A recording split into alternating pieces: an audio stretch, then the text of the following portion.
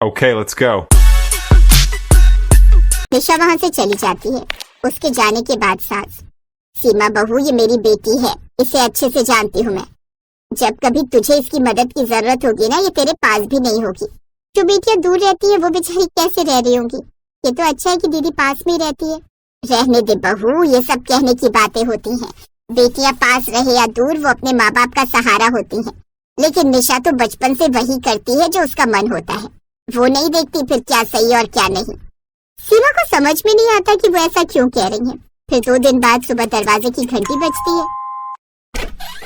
अरे निशा, तू सुबह सुबह? माँ, अभी बात करने का वक्त नहीं है। ऐसा करो, जल्दी से लंच बॉक्स पैक कर दो।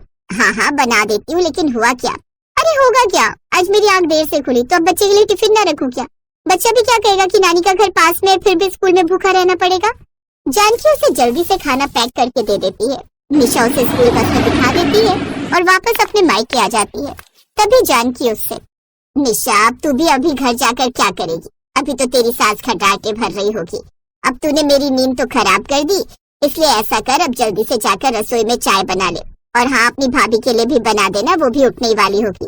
क्या चाय और मैं? ना माना, मुझे तो बहुत नींद आ रही है, मैं तो सोने जा रही हूँ। बहुत नींद आ रही है, भाभी को आवाज दीजिए ना, वो बना देंगी। तभी सीमा भी वहाँ आ जाती है। कोई बात नहीं माँ जी, दीदी को जाने दीजिए, ये घर जाकर आराम कर लेंगे। चाय मैं बना देती हूँ। चाय का नाम सुनकर निशा के कदम रुक जाते हैं। भाभी, चाय बना ही रही हो तो मेरे लिए भी बना देना, मेरा भी बड़ा मन कर रहा था चाय पीने को। देखा बहू, ये ना बड़ी चालाक है। हम दोनों के लिए ये 1 कप चाय का बनाकर नहीं पिला सकती। सच में मेरी ननद तो बड़ी चालाक है। मुझे तो इसने सुबह सुबह जगा दिया, लेकिन जब इसका फर्ज निभाने की बात आती है तो ये चुपचाप कट लेती है। माँ, ऐसा क्यों बोल रही हो? याद है उस दिन पानी का गिलास मैंने तुम्हें पीने को दिया था? अरे इस बात को 4 महीने हो गए। अरे माँ, अब छोड़ो ना ये सब, और भाभी आप जाकर चाय बना कर ले आओ। माँ का तो काम ही है हर वक्त कुड़कुड़बाजी करते रहना। सीमा रसोई में जाकर चाय बनाने लगती है, लेकिन अब उसे समझ आ गया था कि कहीं न कहीं उसकी ननद उसकी शराफत का ज्यादा ही फायदा उठा रही है, और वो अपनी सास की कही बात का सच पता लगाने के लिए, अपनी ननद की चालाकी का पता लगाने के लिए एक प्लान बनाती है।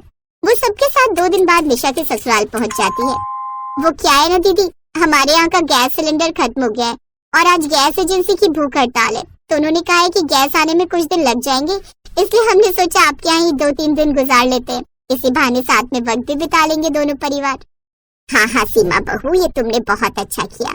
और ऐसे में एक परिवार ही तो दूसरे परिवार का सहारा होता है। जब तक एजेंसी वालों की हड़ताल खत्म नहीं होती, तुम सब यहाँ आराम से रहो। और हाँ, अब तुम हमारे घर आई हो तो तुम सबको अब यहाँ कोई काम करने की जरूरत नहीं है। अब सारा काम निशा अकेले संभालेगी। जैसे ये तुम्हारे यहाँ कुछ नहीं करती, वैसे ही अब तुम भी यहाँ कुछ काम नहीं करोगी। अब आया ना ऊंट पहाड़ के नीचे। अब अगले 2